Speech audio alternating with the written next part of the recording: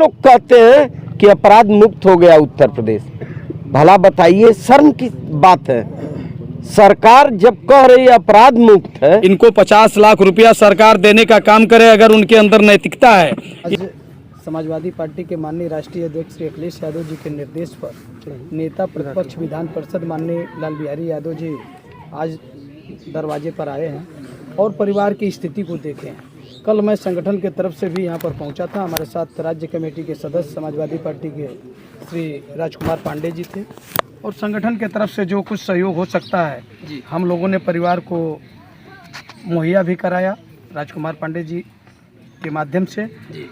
और आज समाजवादी पार्टी पूरे प्रदेश में जो जंगल राज कायम है, कानून व्यवस्था ध्वस्त है, उसको लेकर माननीय राष्ट्रीय अध्यक्ष जी अब हमेशा आवाज़ को उठाते रहते हैं और इस घटना का भी उन्होंने संज्ञान लेकर आज माननीय नेता प्रतिपक्ष जी को यहाँ पर भेजने का काम किए हैं। गाजीपुर में भी जब दिन दहाड़े हत्या हुई, इसकी हम लोग घोर निंदा करते हैं और कानून व्यवस्था के नाम पर कोई चीज़ नहीं।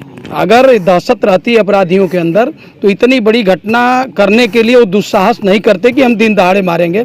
और दिन दहाड़े हत्या में ये बहुत जघन्य अपराध है, इसमें फांसी से नीचे नहीं होना चाहिए। जो इतना बड़ा दुस्साहस कर सकता है, अपराधी जानते हैं कि हम कब हत्या करते हैं तो उसका दंड क्या रहता है न्यायालय के द्वारा। और ये बेखौफ होकर जहां इनको हत्या करनी है, चाहे लूट करना है, बलात्कार करना है, तमाम तरह की ऐसी घटनाएं गाजीपुर जनपद में होती रही हैं और पूरे प्रदेश में ये घटनाएं घट रही हैं। समाजवादी पार्टी के माननीय राष्ट्रीय अध्यक्ष जी हमेशा इस आवाज़ को उठाने का काम करते हैं और उनके निर्देश पर हम लोग जहां कहीं भी घटना घटी, वो मैनपुर की घटना थी, चाहे और ये गोसंदेपुर में जो घटना घटी थी, चाहे उसके बाद लावा में घटना घटी थी, उसके आगे भी जितनी घटनाएं घटी, हम माननीय क्षेत्रीय विधायक आज ये साथ में बैठे हैं, माननीय जय किशन साहू जी सदर विधानसभा के हमारे माननीय विधायक हैं, ये सब क्षेत्रीय विधायक और अपने संगठन के वरिष्ठ नेतागण जो साथ आए हैं, राष्ट्रीय सचिव हैं श्री राजेश कुशवाहा जी, पूर्व अध्यक्ष हैं रामधारी यादव जी, आज सभी लोग यहाँ पर सूरजराम बागी जी, सत्येंद्र यादव सत्या जी, जो पहले दिन ही समाजवादी पार्टी के जो हमारे ये सीनियर नेता इस इलाके के हैं, वो थानों में पहुँचे और इस लड़ाई को भाई सत्येंद्र यादव सत्या से लेकर इनके साथ तमाम समाजवादी पार्टी के साथियों ने मजबूती से लड़ने का काम किया। फिर जानकारी हुई, हम लोग बात करके आज यहाँ पर आए हैं। समाजवादी पार्टी हर सर्व समाज के लोगों की, वो पिछड़ा हो, दलित हो, वंचित हो और जो पीडीए के लोग हों, अगड़े समाज के भी लोग हैं, अगर उनके ऊपर विपद पड़ी है तो माननीय राष्ट्रीय अध्यक्ष जी के निर्देश पर समाजवादी पार्टी हमेशा उनके दरवाजे पर पहुंचती है और उनके आंसू को पोंछने का काम करती है। सर जी, गंगा के पिताजी का 2 बेटे हैं। एक बेटा को आज से 20 दिन या 15 दिन पहले मार पीट करके उनको चोटिल कर दिया गया, जो ड्रामा सेंटर बनारस में भर्ती है। ये उसके बाद एक सरकार और प्रशासन के लोगों से हम मांग करेंगे कि ये तत्काल इनके दूसरे पुत्र की जो घायल हैं, इस स्थिति में उनका निःशुल्क इलाज करावें और परिवार के भरण पोषण के लिए इनको आर्थिक सहायता दें।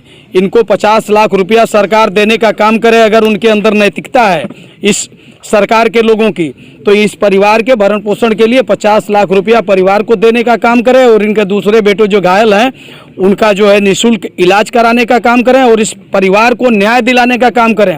इनके अंदर से दहशत खत्म हो कि दूसरी घटना इस परिवार के साथ ऐसी घटित न होने पावे। प्रशासन के लोगों को संज्ञान लेना चाहिए, सरकार में बैठे लोगों को संज्ञान लेना चाहिए। अगर ये किसी भी दुख में होंगे, समाजवादी पार्टी माननीय राष्ट्रीय अध्यक्ष जी के निर्देश पर और उनके जो है कि नीति और कार्यक्रमों को लेकर हमेशा दुखित पीड़ित परिवार के साथ खड़ी रहेगी और इनकी न्याय की लड़ाई लड़ने का काम करेगी। विधायक जी, अपराधी बेखौफ घूम रहे हैं। पता चला है कि अपराधी आज गिरफ्तार भी हुए हैं। एक बार और गंगा किन्नर के साथ साल भर हुआ, इसी तरह गोली चली थी बाजार में ही, और आज ठीक साल भर के बाद गंगा किन्नर का काम खत्म कर दिया गया। वैसे तो पत्रकार महोदय, मैं चाहूँगा यह प्रश्न सत्ता पक्ष के किसी जनप्रतिनिधि या उनके पदाधिकारी से पूछा जाता तो बड़ा अच्छा रहता।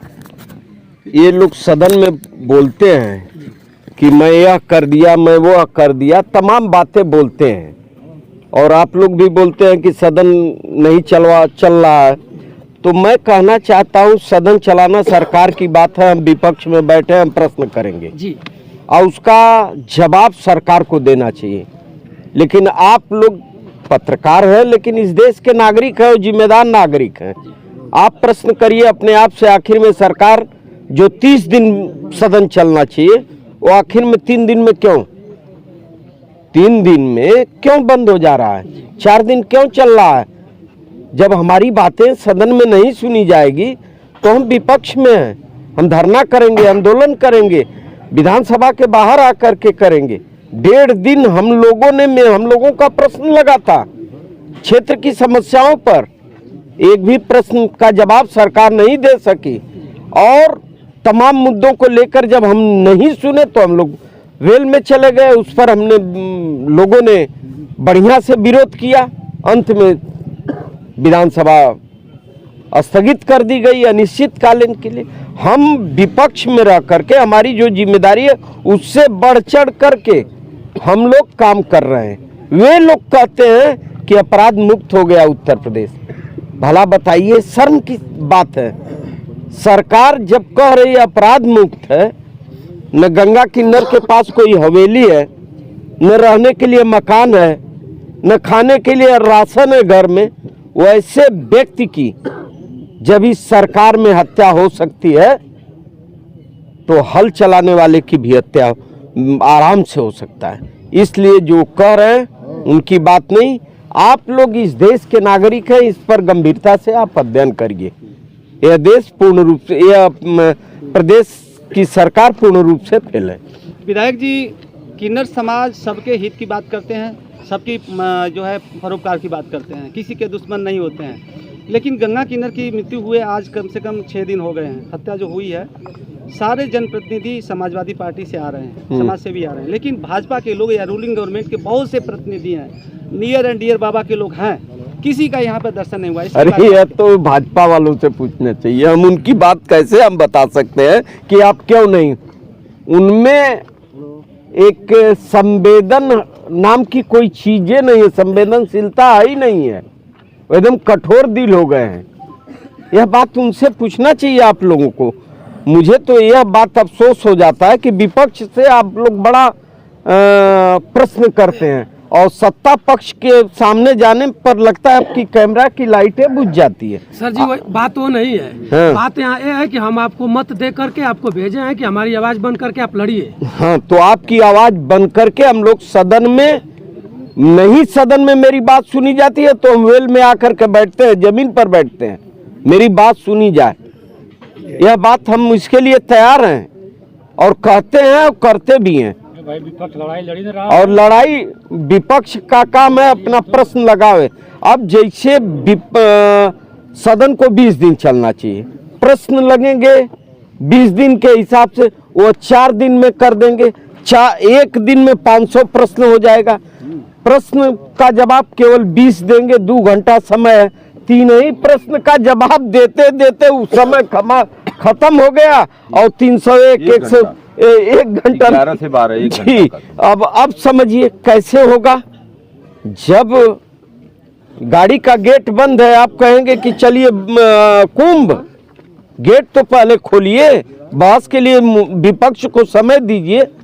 विपक्ष पूरा जम करके बहस करने के लिए तैयार है, जनता की समस्याओं को सदन में उठाने के लिए तैयार है। सर जी, मौका अगर मिलेगा तो अगले विधानसभा में आप गंगा किन्नर के लिए कुछ आवाज उठाएंगे? नहीं, पहले मौका तो दीजिए। अब यह थोड़ी ना है कि सरकार बनेगी तो 15 लाख देंगे, 2 करोड़ नौकरी देंगे, उनसे प्रश्न करिए ना। ये सब कहाँ गए आपका, अच्छे दिन कहाँ गए? यह बात नहीं, हम लोग उठाएंगे। हम इनके पिताजी से पुरानी दोस्ती है, उस बात को दोस्ती में समाजवादी पार्टी के एक कार्यकर्ता बहुत बढ़िया से साथ निभाएंगे। धन्यवाद सर। विधायक जी, एक सवाल, जीरो टॉलरेंस और लॉ एंड ऑर्डर पर काम करने वाली बाबा की सरकार क्या उस कहावत पर चल रही है? यह तो हम किस ढंग से कहें, क्या कर रही है? शर्म आनी चाहिए कहने वालों की। मैंने कहा ना, जब गंगा किन्नर जैसे लोग, जो आदमी जेब में 5 रुपया है, एक गरीब दिख गया तो 5 में 5 देने वाला आदमी था। वह किसी की बेटा की शादी पड़ती थी तो भैया बस का किराया नहीं है 3,000, तो 3,000 उस व्यक्ति के जेब में था, वो निकाल कर दे देता था आदमी। वो घर के लिए मेरे समझ से घर की रोटी खा सकता था। उसकी व्यक्ति की कमाई तो सारा समाज में समर्पित था। वो कोई सामान्य व्यक्ति नहीं थे गंगा किन्नर, वो एक पब्लिक के लोकप्रिय व्यक्ति थे। मैं यही कहना चाहूँगा। दुर्गा पूजा का पंडाल के लिए भी अपना अरे वो बहुत कुछ, मैं यहाँ का विधायक हूँ, मैं यहाँ का विधायक हूँ, मैं एक एक गतिविधियों पर ध्यान रखता हूँ। मेरी गाड़ी रुकवा करके उन्होंने मेरे जेब में, मेरे हाथ में पैसा डाल करके आशीर्वाद दिया था। तो यह सब तमाम बातें हैं जो सरकार कह रही है कि जीरो टैलेंट है। अपनी पुस्तक है, अपना कलम है, अपने ही जांचना है तो 100 में 125 नंबर दे दे, उनकी बात है। सरकार फेल है, जंगल